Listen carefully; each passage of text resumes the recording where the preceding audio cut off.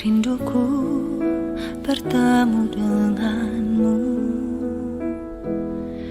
dengan hati yang murni, tangan yang bersih.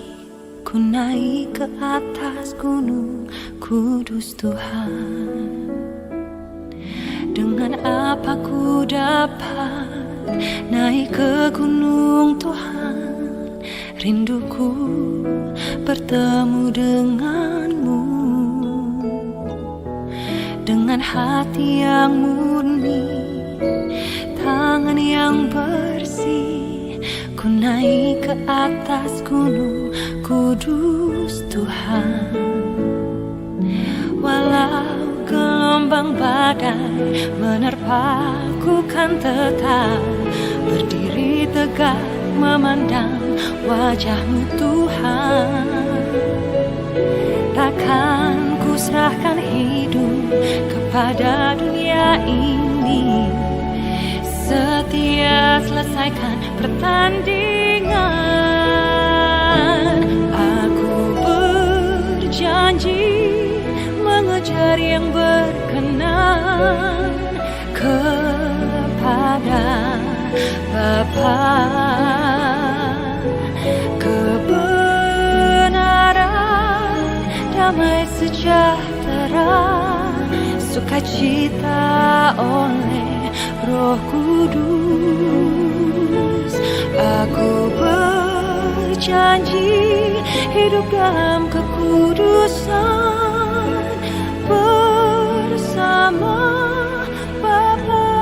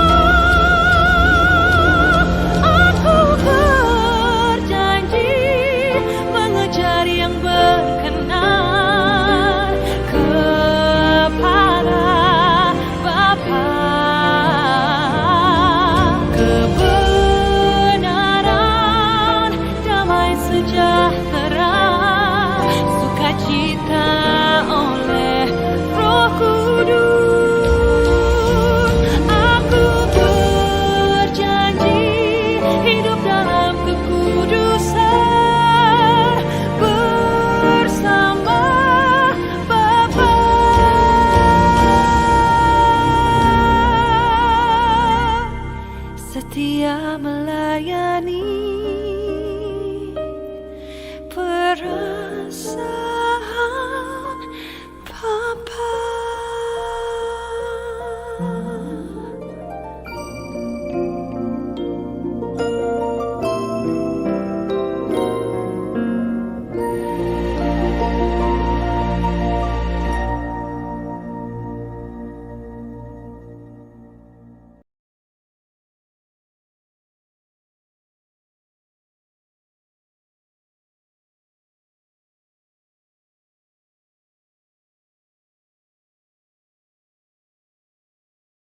Berikan kesegaran yang baru dan nafas yang baru dalam kehidupan kami. Ajari kami Tuhan untuk terus bersyukur atas apa yang terjadi di dalam kehidupan kami. Ajari kami juga Tuhan untuk terus berpengharapan kepada Engkau, dan ajari kami juga untuk terus menghadirkan Engkau di dalam setiap langkah kehidupan kami. Saat ini Engkau telah hadir bersama-sama dengan jemaat-Mu yang ada di tempat ini ya Tuhan. Berkati kami semua, ajari kami untuk kami boleh menghormati kehadiran-Mu di dalam ibadah pada saat ini. Kami ingin mendengarkan firman-Mu ya Tuhan, berbicaralah, kami siap untuk mendengarkannya. Di dalam nama Tuhan kami Yesus Kristus, kami telah berdoa dan mengucap syukur. Amin.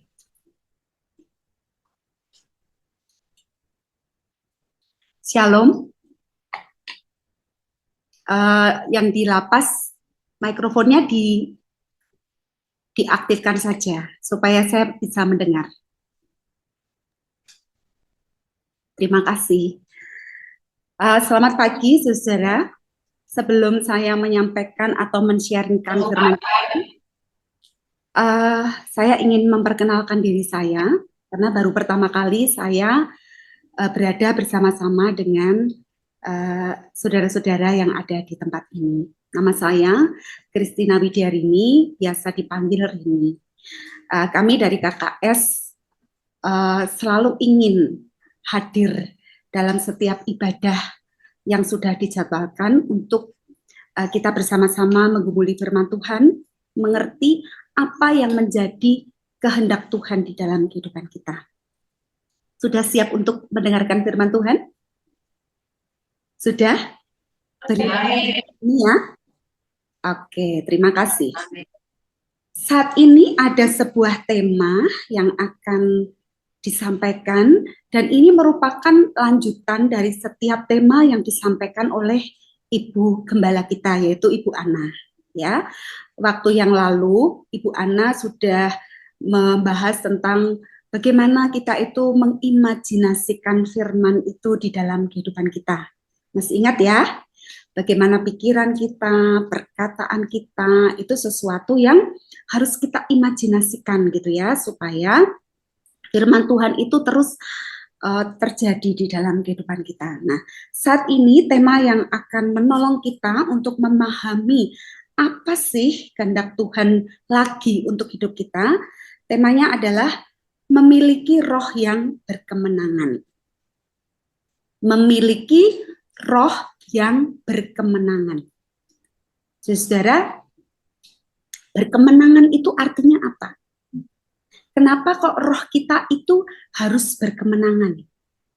Secara umum, istilah berkemenangan itu mengandung arti kita itu mampu mengatasi setiap tantangan hidup. Sedikit berbeda dengan istilah menang ya. Kalau istilah menang itu contohnya begini. Seorang atlet sedang bertanding atau berlomba dengan orang lain, dia itu punya keinginan untuk menang. Nah, ketika dia menang, akhirnya dia mendapatkan piala, dia menang saat itu. Ya, tolong digarisbawahi saat itu. Jadi menangnya itu saat itu, ketika dia itu sedang berjuang untuk mendapatkan piala, untuk mendapatkan kemenangan. Tapi kata berkemenangan itu nggak cukup satu kali, ya. Jadi menangnya tuh nggak cukup satu kali, tapi terus menerus dia itu memperoleh kemenangan. Itulah arti berkemenangan. Nah, kalau itu kita tarik untuk kehidupan kita sehari-hari, ketika kita menjadi orang yang berkemenangan, artinya kita itu mampu mengatasi setiap tantangan hidup yang hadir di dalam kehidupan kita. Apa itu tantangan hidup?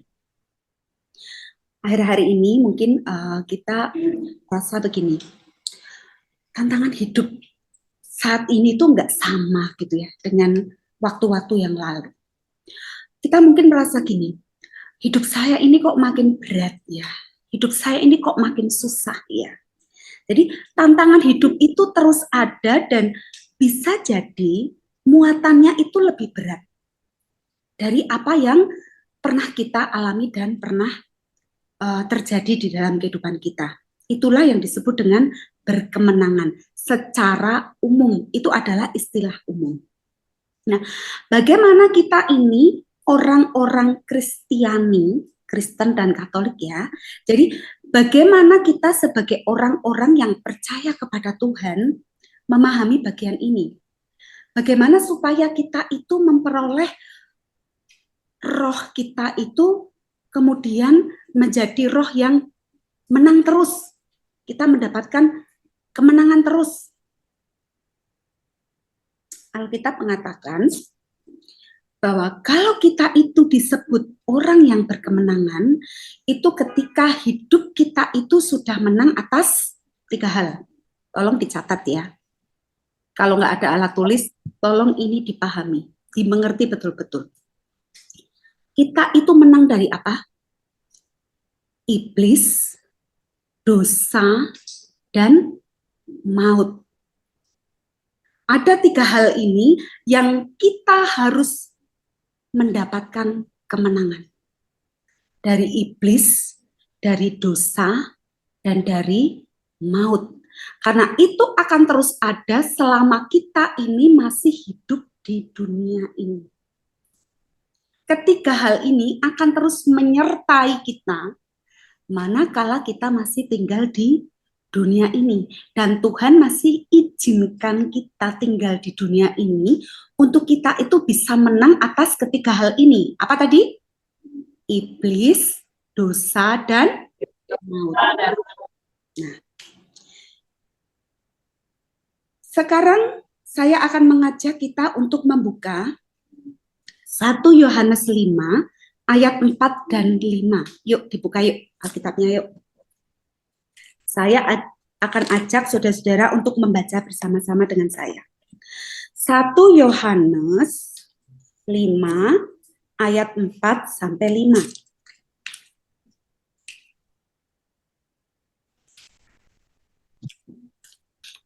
Sudah ketemu belum?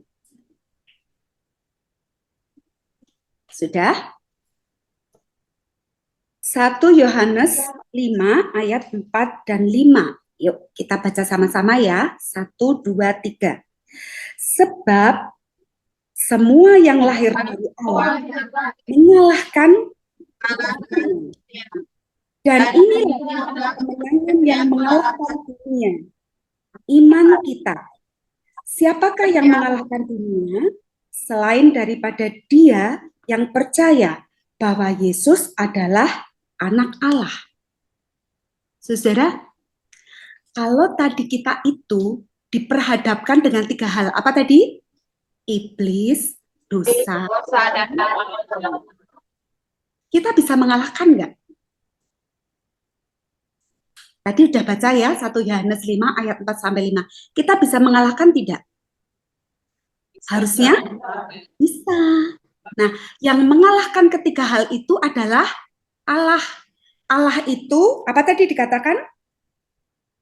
Allah itu yang mempunyai segala sesuatu. Allah itu yang menciptakan segala sesuatu dan Allah yang melahirkan segala sesuatu. Betul? Nah, kita ini adalah miliknya Allah. Kita lahir dari Allah. Karena kita lahir dari Allah, kita juga bisa mengalahkan itu semua. Ada amin? Amin. Ya, syaratnya apa? Ada, apa tadi? Akhir dari ayat 4, ayo dibaca, coba dilihat. Harus ada apa? Iman. Iman. Betul? Harus ada iman supaya kita bisa mengalahkan ketiga hal itu. Dan imannya itu iman kepada Allah. Beriman artinya percaya penuh, menggantungkan sepenuhnya hidup kita itu kepada Allah, bukan kepada sesuatu yang lain, karena hanya Allah yang menciptakan dan melahirkan seluruh alam semesta ini termasuk dengan saya dan saudara. Kalau kita beriman penuh, menggantungkan diri kita seutuhnya kepada Allah, kita ini bisa mengalahkan iblis, dosa, dan maut.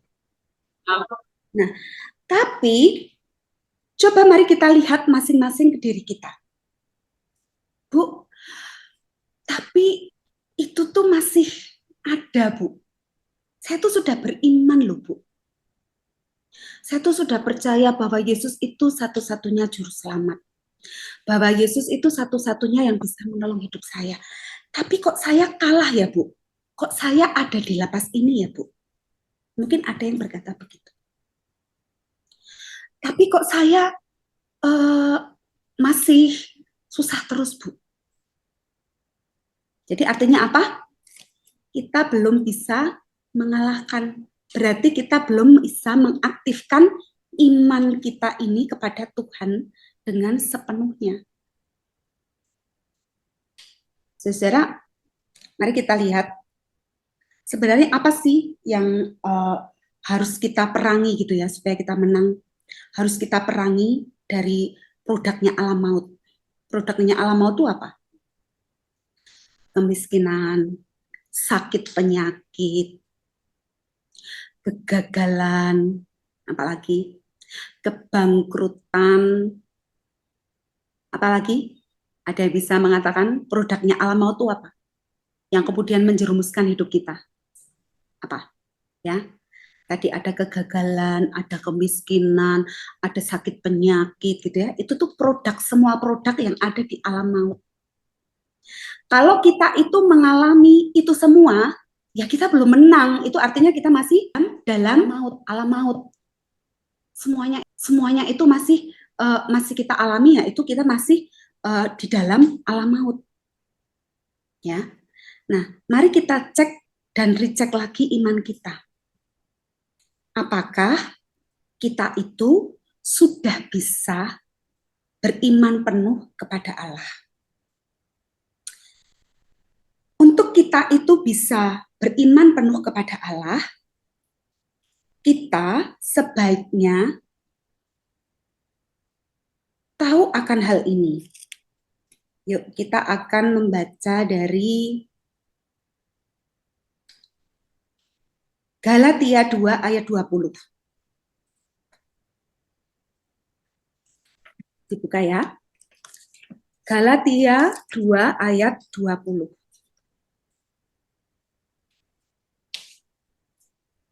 Bagaimana supaya iman kita itu benar-benar yang lahir dari Allah itu bisa memerangi semua produk-produk alam maut. Galatia 2 ayat 20. Yuk dibaca sama-sama yuk. 1, 2, 3.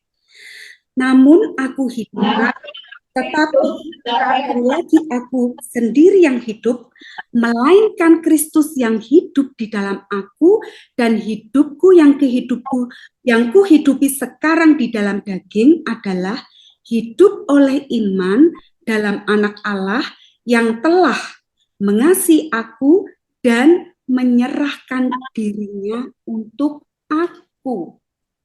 Saudara, kalau kita itu tidak beriman dengan betul, maka sia-sialah apa yang sudah Kristus kerjakan. Apa yang Kristus kerjakan? Dia telah menyerahkan dirinya, dia telah menyerahkan hidupnya. Kristus itu sendiri kemudian mengalami apa yang disebut dengan alam maut. Ya, ketika Yesus mati di atas kayu salib, dia itu turun ke dunia orang mati. Ya. Untuk apa? Dia menyerahkan dirinya untuk apa? Hanya untuk kita.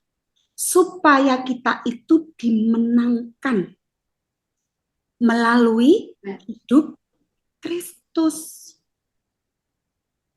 Nah, sekarang kita ini adalah orang-orang yang harusnya yang hidup di dalam Kristus. Namun aku hidup, tetapi bukan lagi aku yang hidup sendiri, tetapi Kristuslah itu yang hidup di dalam hidup kita. Jadi supaya iman kita itu tetap teguh, untuk kita itu bisa menang dari yang namanya iblis, dosa, dan maut itu, ya, kita harus menjaga hidup kita itu di dalam Kristus. Bagaimana caranya? Kita itu menjagai hidup di dalam Kristus. Satu, caranya kita tuh harus selesai dulu dengan diri kita sendiri. Karena banyak sekali anak-anak Tuhan yang belum selesai dengan dirinya sendiri. Contoh, ada seseorang yang masih suka marah. Dikit-dikit marah.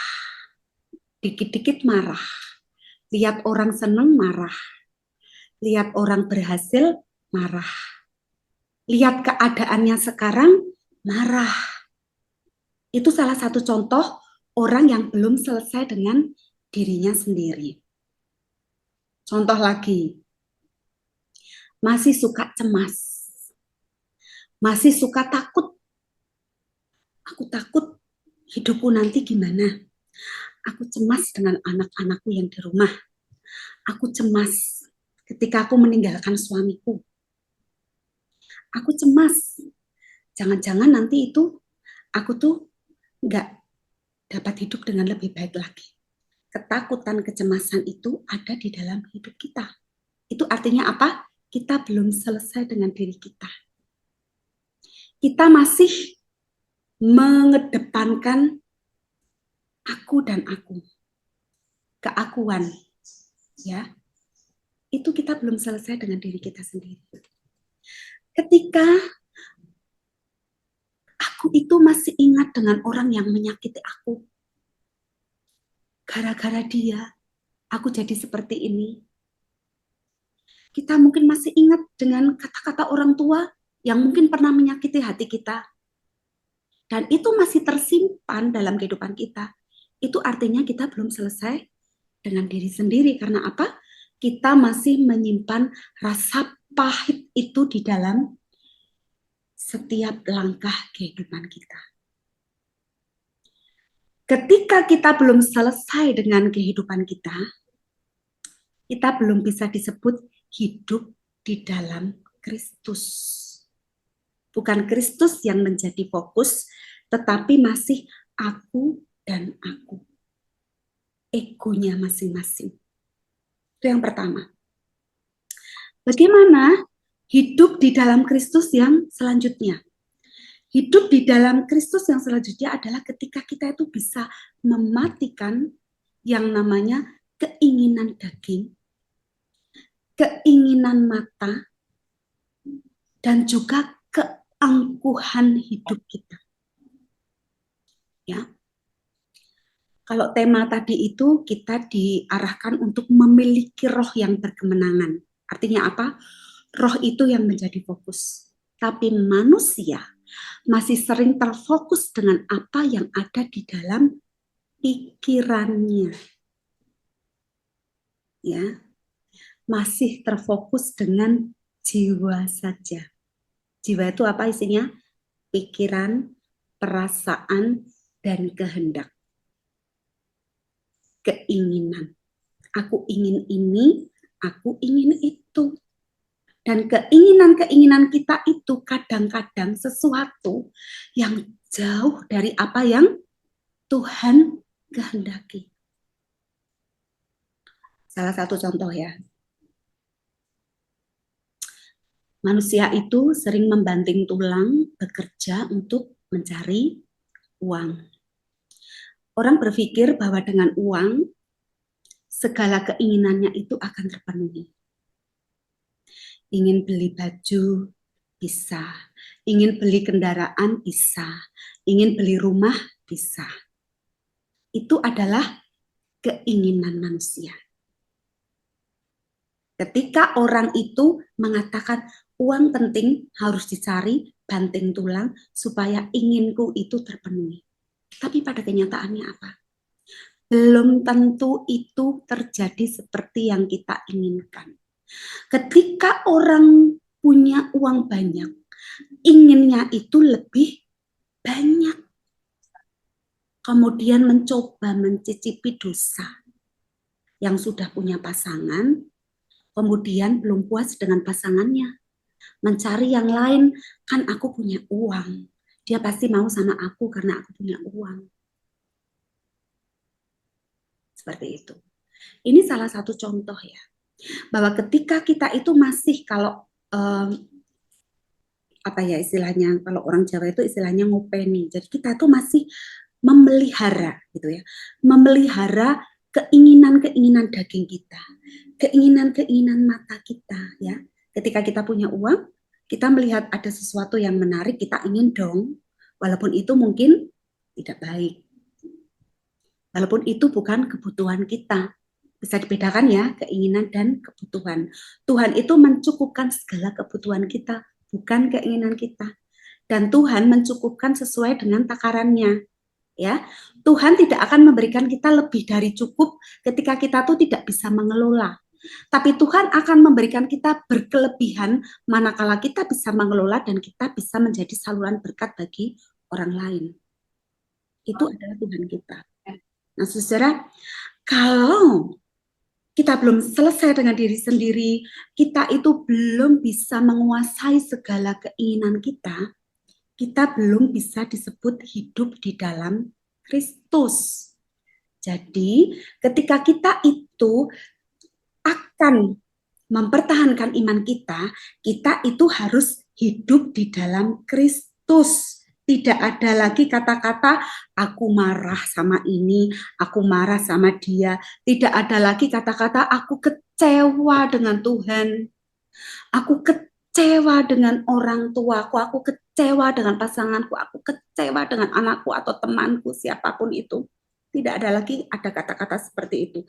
Atau kita tidak ada lagi kata-kata aku sakit hati gitu ya. Tidak ada seperti itu. Tidak ada kamu seperti itu ketika orang hidup di dalam Kristus.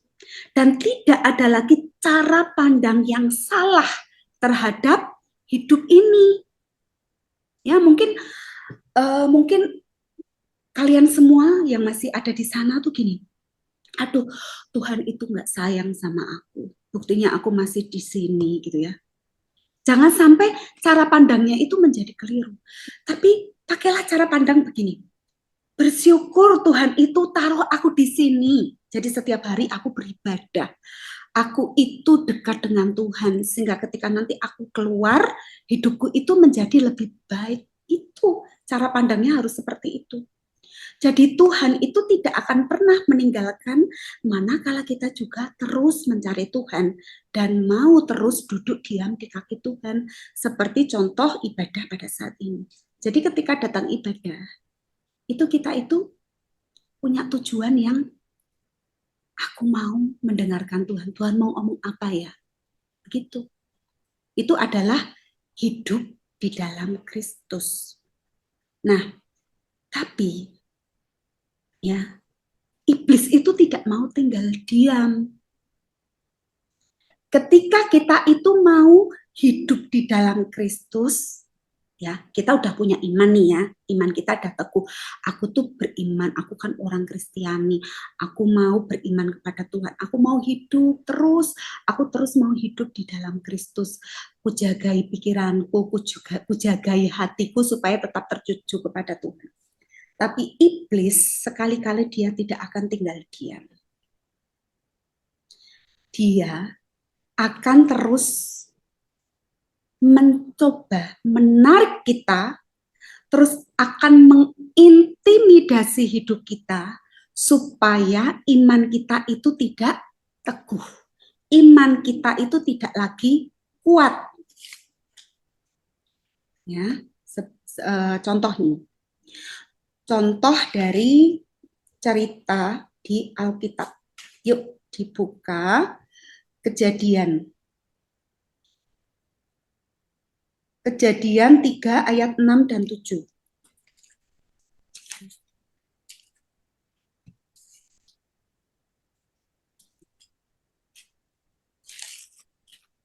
Kejadian 3 ayat 6 dan 7.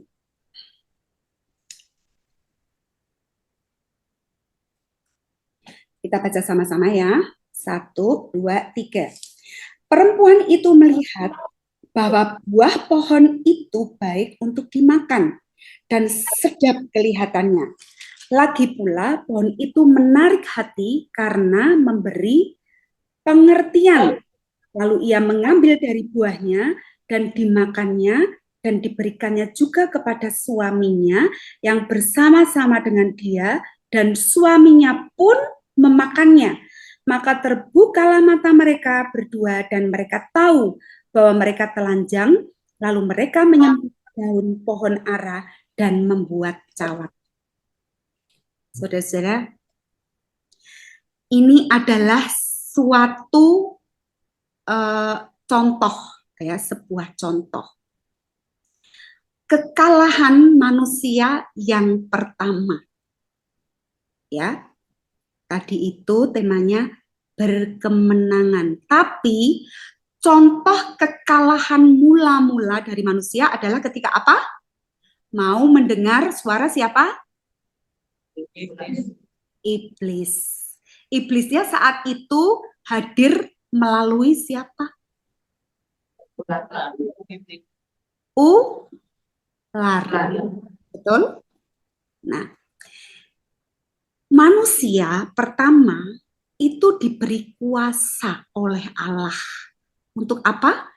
Menguasai bumi dan seluruh alam ciptaannya. Ular adalah salah satu ciptaan Allah. Harusnya itu ada di bawah kuasa siapa? Ya, manusia. Harusnya ular itu ada di bawah kuasa manusia. Nah, saat itu yang ada di dalam diri ular itu adalah iblis. Jadi Tuhan itu izinkan iblis itu ada di mana? Bumi. Betul? Iblis itu sebenarnya adalah malaikat Lucifer. Dia adalah malaikat penyembah. Dia itu dulu bersama-sama dengan para malaikat itu, dia selalu menjadi WL-nya, worship leader-nya gitu ya, menyembah Allah. Tapi karena kesombongannya, kemudian dia dijatuhkan oleh Allah dan dia diizinkan ada di mana? Di bumi. Dan karena iblis itu tidak mau celaka sendiri, karena pada saatnya nanti, iblis akan benar-benar berada di dalam kematian yang kekal di neraka. Dia akan cari partner, dia akan cari teman, ya. Dia akan terus mencari teman semasa dia masih diizinkan Tuhan di bumi ini. Dan siapa yang dicari? Ya kita ini, termasuk orang-orang yang percaya. Maka dari itu ketika kita tadi itu ingin hidup di dalam Kristus, iblis tidak akan pernah tinggal diam. Dia akan terus menggodai kita supaya kita itu tetap tidak benar-benar hidup di dalam Kristus. Buktinya Hawa tadi juga terkecoh, ya. Dia mau mendengarkan suaranya iblis. Padahal harusnya ular itu diinjak kakinya. Tapi dia mau mendengar suaranya iblis melalui ular itu. Makanya manusia kemudian jatuh ke dalam dosa. Ketika berdosa menjadi malu, dia cari baju untuk menutupi apa? Menutupi apa? Dia mencari baju untuk menutupi tubuhnya, betul nggak? Ketika manusia berdosa, manusia tuh sadar bahwa saya itu tidak layak, ya, di hadapan Tuhan, dan dia pakai penutup. Dia kira Tuhan kemudian tidak melihat lagi dosanya, no. Nah, ketika dia mencari baju, artinya apa? Dia tuh mencari kebutuhan hidup. Dia butuh baju untuk menutupi dosanya. Makanya dari sampai sekarang banyak hal ya yang kemudian manusia itu ingin melakukan sesuatu supaya kebutuhannya, keinginannya itu tercukupi gitu ya. Fokusnya bukan lagi Allah. Fokusnya bukan lagi Allah yang sudah memberikan seluruh alam ciptaannya gitu ya. Waktu itu tuh sebenarnya udah enak ya, Adam dan Hawa itu semuanya terpenuhi di taman itu gitu ya. Semuanya sudah ada, tercukupi. Tapi kemudian manusia akhirnya jadi mencari baju untuk menutupi tubuhnya, mencari kebutuhan hidup, tidak lagi fokus kepada Tuhan. Itu ya. Jadi kekalahan pertama manusia terhadap iblis adalah dalam peristiwa Adam dan Hawa. Ketika Hawa mau digodai iblis dan suaminya pun mau untuk mengikuti Hawa. Nah, bagaimana cara iblis untuk menggodai kita saat ini? Banyak cara. Iblis itu punya 1001 macam cara. Supaya apa? Supaya kita kalah. Kita kalah dari dosa, iblis, dan maut. Artinya apa? Supaya kita terus dosa dan dosa. Ya, supaya kita terus mau dengar suara iblis dan suara iblis. Supaya apa? Supaya kita itu mengalami maut dan maut. Itu tujuannya iblis. Contohnya, harusnya itu sudah enak-enak gitu ya. Hidup. Tuhan itu ngasih hidup, udah dikasih suami, udah dikasih anak, udah dikasih setiap bulan misalnya uang untuk biaya hidup, ya. Ketika kita itu sebagai seorang istri, kita mestinya apa? Mengelola apa yang dikasih suami. Tapi mungkin punya keinginan lain, tapi aku nggak cukup nih yang dikasih suami. Makanya cari jalan lain. Tiba-tiba ada yang datang, kamu nggak ngirim barang ini, cuma ngirim doang. Nanti kamu dapat uang banyak. Ternyata yang didapat lebih dari yang dikasih suami. Itu cara iblis salah satu. Kemudian cari kurir narkoba. Ini salah satu contoh. Cara iblis menggosok kita. Harusnya sudah enak. Tinggal apa? Duduk diam di kaki Tuhan. Caranya apa? Mendoakan suami supaya sehat terus. Supaya bisa mencari nafkah itu dengan sukacita, gitu ya. Tapi yang dilakukan lain. Punya pikiran-pikiran lain, cara-cara sendiri. Itu salah satu contoh. Yang bekerja misalnya, ada peluang nih untuk mendapatkan uang dari pekerjaannya. Kemudian apa? Memanipulasi keuangan misalnya. Itu contoh ya, dan itu banyak terjadi. Ketika saya melihat televisi, mendengarkan berita gitu ya, bahkan banyak orang-orang yang sudah kekayaannya itu hitungannya M atau T itu masih belum puas. Masih mencari cara supaya menambah pundi-pundinya dengan cara-cara semacam itu. Itu adalah cara-cara siapa? Iblis. Itu adalah produk-produk alam maut yang ditawarkan kepada kita terus. Dan iblis tidak akan pernah tinggal diam. Banyak cara, banyak hal yang akan dilakukan oleh iblis. Kita masing-masing pasti tahu ya. Iblis sudah menggodai saya dengan cara apa sehingga saya masuk sini gitu ya.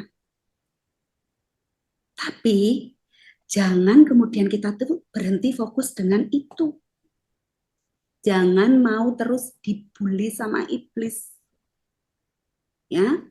Jangan terus mau digodai iblis karena apa? Ujungnya itu sudah jelas. Kita tuh orang percaya tuh sebenarnya udah tahu ya. Kalau kita itu terus menjaga hidup kita, ujungnya pasti surga, betul? Dan surga itu tidak hanya ketika nanti kita tuh sudah dipanggil Tuhan, tapi surga itu nyata ada di bumi ini juga. Harusnya sudah kita rasakan setiap saat. Ya, surga itu apa? Ada sukacita, ada damai sejahtera. Kita tidak lagi sungut-sungut. Kita itu tidak lagi suka dengan konflik. Kita tidak lagi suka dengan yang namanya manipulasi hidup gitu ya. Itu sudah ada surga di dalam kehidupan kita. Namun seringkali kita itu salah persepsi bahwa surga itu dialami kalau orang sudah dipanggil Tuhan. No, surga harus ada mulai dari saat ini ketika kita itu disebut orang-orang yang percaya. Ya, jangan sampai kita itu mau dibully oleh iblis. Nah, karena itu aktifkanlah Roh Kudus di dalam kehidupan kita. Yuk dibaca yuk Yohanes 14 ayat 16. Yohanes 14 ayat 16.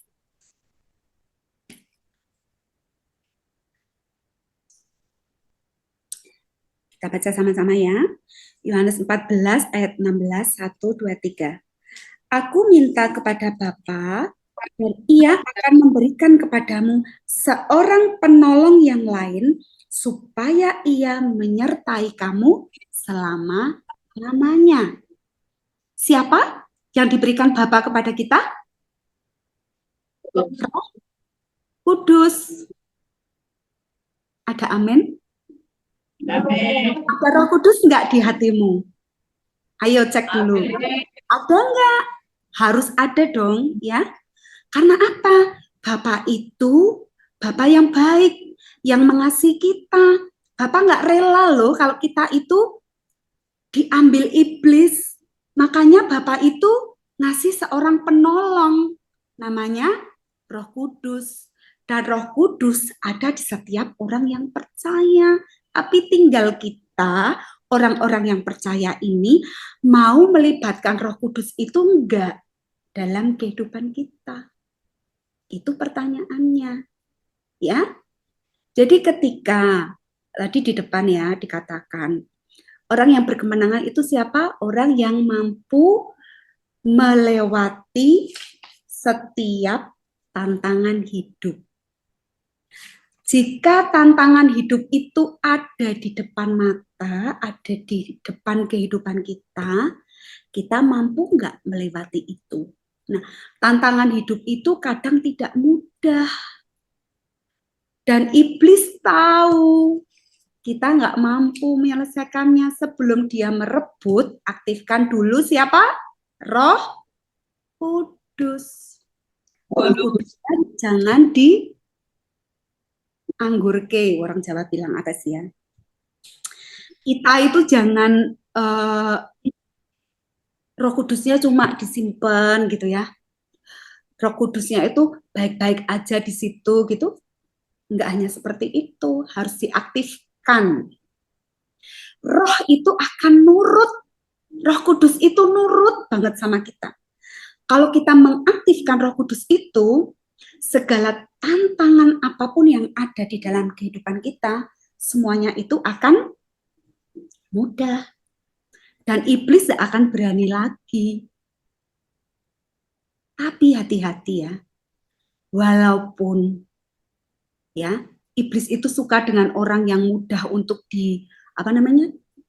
mudah untuk digoda. Iblis juga tetap nggak pantang menyerah loh sama orang yang imannya kuat teguh. Seperti siapa? Petrus. Petrus itu disebut apa? Batu karang yang teguh ya. Imannya tuh sangat kuat dan teguh. Iblis tetap akan menggodai Petrus. Petrus itu ya kita sekarang ini ya, kita yang punya iman yang teguh ini tetap akan digodai iblis. Ya, karena itu kita itu harus terus mengaktifkan Roh Kudus itu di dalam kehidupan kita. Nah, cara mengaktifkannya gimana dong? Gimana cara mengaktifkannya? Saya tuh kadang-kadang gini loh. Kalau lihat film anak-anak gitu ya, suka nggak mendampingi anaknya gitu ya, anak kecil, lihat anak kecil punya ada film kan, di film itu kadang-kadang ketika sedang dalam keadaan sesuatu gitu ya, atau mungkin pengen sesuatu gitu ya, yang sebelah kanan itu ada gambar angel gitu ya, yang sebelah kiri itu ada gambar iblis gitu ya. Aku mau ikut yang ini atau aku mau ikut yang ini gitu ya. Aku mau ikut angel atau Lucifer gitu ya. Pernah nggak kayak gitu lihat ya? Nah, itu loh. Dalam kehidupan kita tuh seperti itu, ya. Ketika kita itu berada di satu titik yang kita itu butuh untuk mengambil keputusan. Kita butuh yang namanya apa? Hikmat. Tahu hikmat? Kita itu butuh hikmat. Hikmat itu apa? Siapa contoh di Alkitab tokoh yang paling berhikmat? Siapa? Salomo. Salomo orang yang diberkati Tuhan dengan hikmat yang luar biasa. Hikmat itu apa? Hikmat adalah ketika kita itu punya persoalan hidup, kita bisa menyelesaikannya dengan apa? Benar. Benar itu apa? Kebenaran itu apa? Ayo, kebenaran itu apa? Kebenaran itu apa? Firman Tuhan. Betul? Iya. Kebenaran, hikmat itu adalah ketika orang itu menyelesaikan persoalan itu dengan kebenaran, dengan firman Tuhan, bukan dengan diri sendiri, kebenaran diri sendiri, no, ya. Tapi dengan kebenaran firman Tuhan. Itu namanya orang yang berhikmat. Nah, makanya tadi kalau ada persoalan terus yang di sini Angel, yang di sini Lucifer, aduh, yang mana ya? Yang mana ya? Berarti harus apa? Harus mencari jalan keluar dari apa? Firman Tuhan. Siapa yang tiap hari baca firman Tuhan? Ayo tunjuk jari. Saya mau lihat. Saya mau lihat. Yang rutin tiap hari baca firman siapa? Ayo, yang rutin siapa? Saya mau lihat dong, yang tinggi dong. Yang tinggi. Ayo, masih bolong-bolong? Ya, kenapa bolong-bolong? Tuhan itu kan kasih waktu eh, jemaat yang ada di situ itu banyak ya. Tuhan itu kasih waktu, jangan dipakai untuk ngelamun, jangan dipakai untuk meratapi nasib, jangan dipakai untuk mengasihani diri sendiri, sedih terus, mikirin yang enggak-enggak gitu ya. Pakailah waktu yang ada untuk baca firman. Karena apa? Ketika baca firman, kita itu diajari untuk lebih peka. Diajari untuk apa? Peka. Peka dengan apa? Suara yang di luar kita. Suaranya ada dua tadi. Suara siapa dan siapa? Suara siapa? Ayo, jangan ngantuk ya. Suara dari iblis atau roh kudus.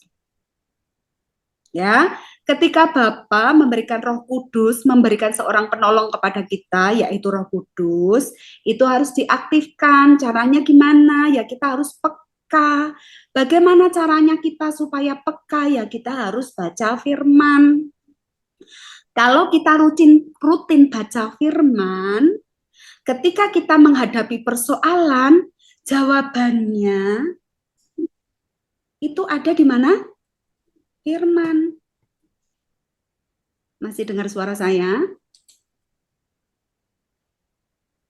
Masih ya.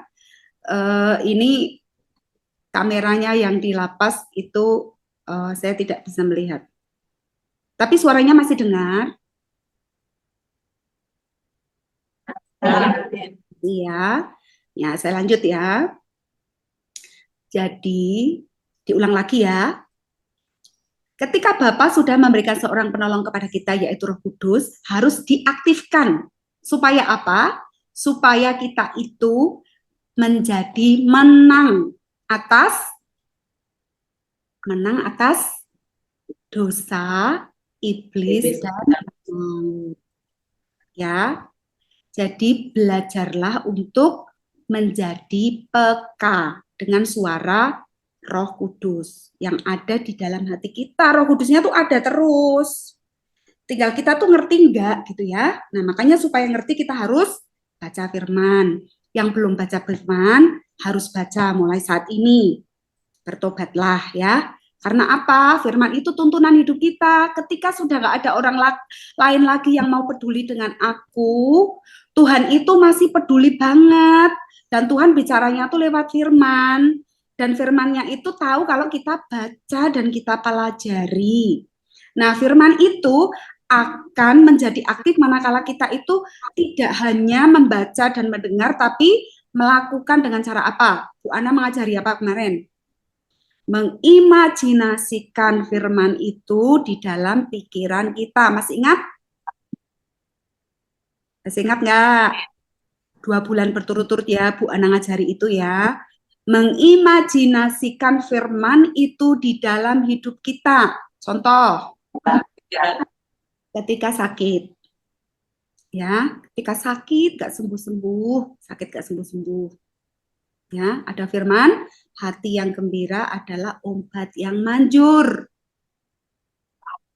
Ya, ada amin.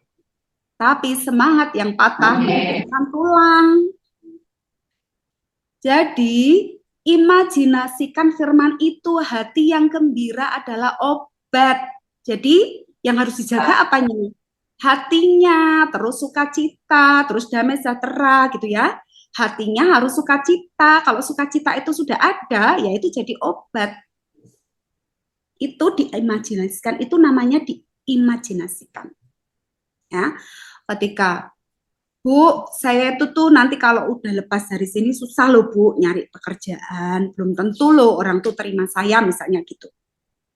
Tapi ada firman, Allahku mencukupi segala keperluanku di dalam Yesus Tuhan. Ada firman itu, ada amin. Tuhan itu akan mencukupi dan itu harus diimajinasikan mulai dari sekarang. Supaya apa? Firman itu hidup menjadi daging, gak cuma kita baca dan kita dengar, harus diimani. Itu namanya mengimajinasikan itu, mengimani firman itu terus diucapkan, terus dipikirkan itu akan terjadi. Setahun belum terjadi, Bu, gak apa-apa. Terus 2 tahun, 3 tahun pasti akan terjadi.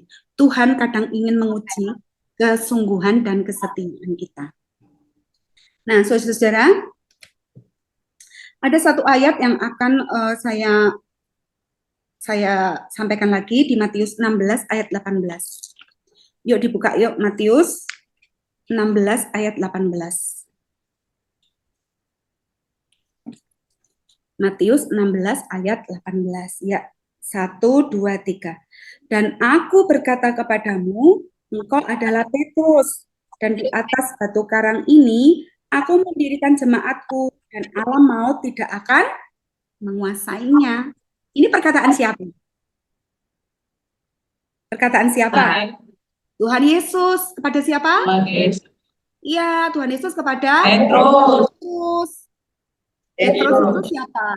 Muridnya Yesus. Kita ini muridnya Yesus bukan? Kita ini muridnya Yesus bukan? Amin, betul. Kita ini muridnya Yesus. Jadi Yesus juga bicara pada kita. Yesus bilang sama kita gini, aku berkata kepadamu, ya, di atas batu karang ini aku akan mendirikan jemaatku dan alam maut tidak akan menguasainya. Alam maut itu tidak akan menguasai kita ketika kita tuh berdiri teguh seperti Petrus. Petrus itu batu karang yang teguh ya. Tuhan Yesus tuh sampai menjuluki dia sebagai batu karang yang teguh. Imannya tuh sangat teguh. Saya kadang membayangkan gini, tiba-tiba saya dengar langsung Yesus tuh ngomong, Rini, kamu itu batu karangku yang teguh misalnya begitu ya. Rasanya tuh pasti tidak bisa berkata-kata gitu ya. Imanmu tuh teguh. Misalnya Yesus tuh bicara audible gitu ya, langsung mendengar, saya tuh langsung mendengar di telinga saya seperti itu. Pasti rasanya, saya tuh pasti rasanya, aduh, nggak bisa digambarkan lagi gitu ya, dengan kata-kata gitu ya. Nah, Yesus tuh ngomong sendiri loh sama Petrus seperti itu. Dan Yesus juga ngomong sama kita. Kita ini muridnya, kita ini jemaatnya. Nah, karena kita ini muridnya, ya, ketika kita ingin memperoleh kemenangan, ya, tadi kalau satu ada penolongnya, yaitu Roh Kudus. Tapi nggak hanya terus ditolong dong, ya. Kita juga harus apa? Aktif. Kita harus menjadi jemaat yang aktif, bukan sebaliknya jemaat yang pasif. Kita jangan hanya mau di apa ya, mintanya cuma disetir terus gitu ya. Kita cuma mintanya disetir terus, dibawa ke sana, dibawa ke sini sama Roh Kudus. Roh Kudus aku pokoknya pengennya dibawa ke yang enak-enak terus, enak-enak terus. Jadi nggak hanya satu arah, harus 2 arah. Roh Kudus nolong, tapi kita juga harus aktif. Aktif untuk melakukan, ya. Nggak hanya diam saja, nggak hanya pasif. Contoh, misalnya, ketika kalian ini lagi ibadah, ya, di gereja ini. Tujuannya untuk apa ibadah? Saya mau tahu dong, salah satu mungkin bisa menjawab. Tujuannya mau ibadah, mau apa? Yang pakai baju putih tuh yang di depan, tujuannya apa datang ke ibadah? Apa Bu? Berjumpa dengan Yesus. Berjumpa dengan Yesus. Berjumpa dengan Yesus untuk membawa hidup saya kepada pertobatan. Amin.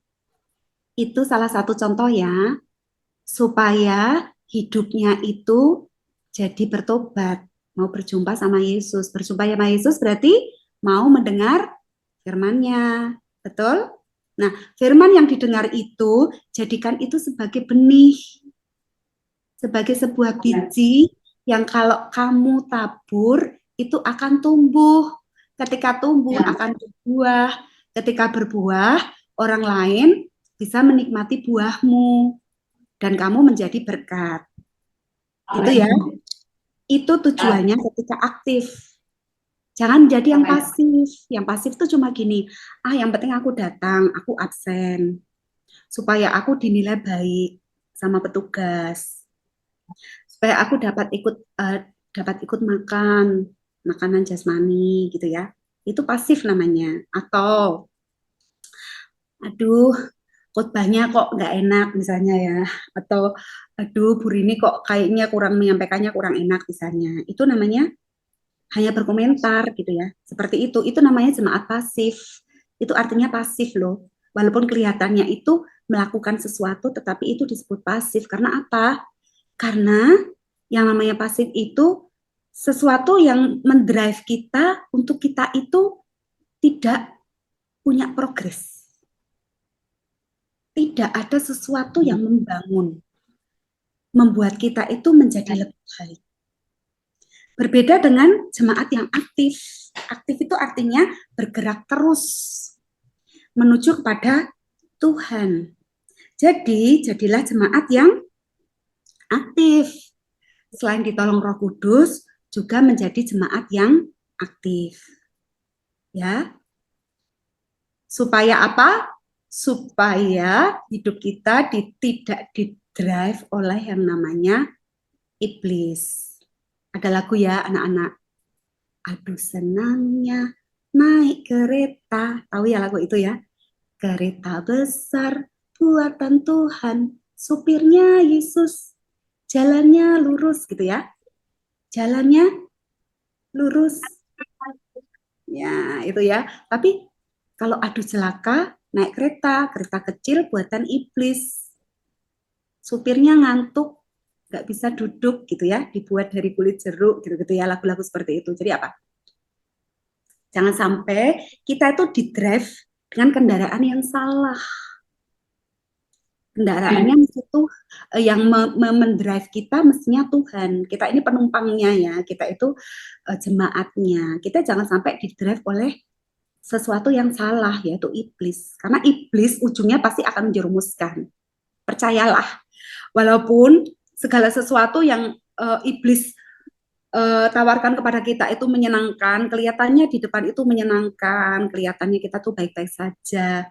Tapi percayalah, dia tetap akan membuat kita tuh hancur, terbunuh, mati, ikut dia, jadi temannya dia ketika dia nanti dihukum selama-lamanya di neraka. Ya, kita harus ingat itu. Dan kita harus pegang firman itu nggak hanya untuk diri kita, tapi untuk keturunan kita juga, untuk anak-anak kita. Kita harus menyampaikan itu kepada mereka. Jangan sampai kita itu dikalahkan dengan keadaan. Jangan sampai kita kalah dengan dosa, iblis, dan apa? Maut. Ya, sampai di sini paham? Ya, ketika kita memiliki roh yang berkemenangan, itu menang terus. Menangnya nggak cuma sekali. Kalau atlet, kalau udah menang sekali, besok dia tanding lagi belum tentu menang. Belum tentu usianya itu akan terus membawa dia menang karena mungkin usianya udah lebih banyak, udah banyak atlet yang lebih baru, yang seperti apa namanya ininya lebih bagus, dia mungkin akan kalah. Tapi kita akan terus berkemenangan ya. Dan yang berkemenangan itu siapa? Roh kita. Jangan salah ya, roh kita. Roh itu apa? Roh itu yang membawa kita itu tetap hidup di dalam Tuhan. Bu, tubuh kita, hidup manusia itu kan ada tubuh, jiwa, dan roh. Kenapa yang dibahas cuma roh, Bu? Misalnya gitu ya, ada yang tanya gitu. Karena apa? Roh itu yang sebenarnya nurut. Harusnya roh itu nurut. Kalau tubuh dan jiwa itu banyak berontaknya. Ya. Dan tubuh itu tuh nanti kalau kita sudah mati itu udah tinggal jadi debu lagi. Nggak ada artinya lagi, dia akan jadi tanah lagi. Tapi jiwa itu akan tetap ada. Tinggal jiwanya itu mau menang atau mau kalah. Kalau mau menang berarti harus ikut Roh Kudus. Kalau kalah berarti dia ikut iblis, mengalami alam maut. Ya, karena jiwa isinya pikiran, perasaan, keinginan, kehendak. Dan itu selalu ada dalam kehidupan kita. Maka dari itu, kuatkanlah roh kita. Maka yang daging itu akan hilang sendiri. Ya. Kalau Rasul Paulus mengatakan keinginan daging dan keinginan roh gitu ya. Keinginan daging itu banyak banget. Bahkan masih ada komanya dan sebagainya. Banyak banget lah pokoknya yang daging-daging itu dalam kehidupan kita. Udah gak usah dipikirin yang daging-daging. Yang penting kejarlah yang roh. Roh itu apa? Kasih. Ada kasih dalam hidup kita. Ada sukacita dalam hidup kita. Ada damai sejahtera dalam kehidupan kita. Ada kemurahan, kelemah lembutan. Otomatis yang daging itu akan sirna sendiri. Ada amin? Ya. Jadi utamakanlah yang roh, maka yang jiwa tubuh kita nanti akan ikut otomatis. Kita akan ikut dimenangkan oleh roh kita ketika kita sudah dimenangkan bersama dengan Roh Kudus di dalam kehidupan kita. Sampai di sini kita mendengarkan firman Tuhan. Yang berbahagia, yang mendengar firman itu, mendapatkan benih dari firman itu, kemudian benih itu tumbuh di tanah yang subur dalam iman kita, dan menjadi berbuah lebat, menjadi berkat bagi banyak orang. Saya berdoa, jemaat yang ada di gereja ini semakin hari semakin bertumbuh di dalam Tuhan.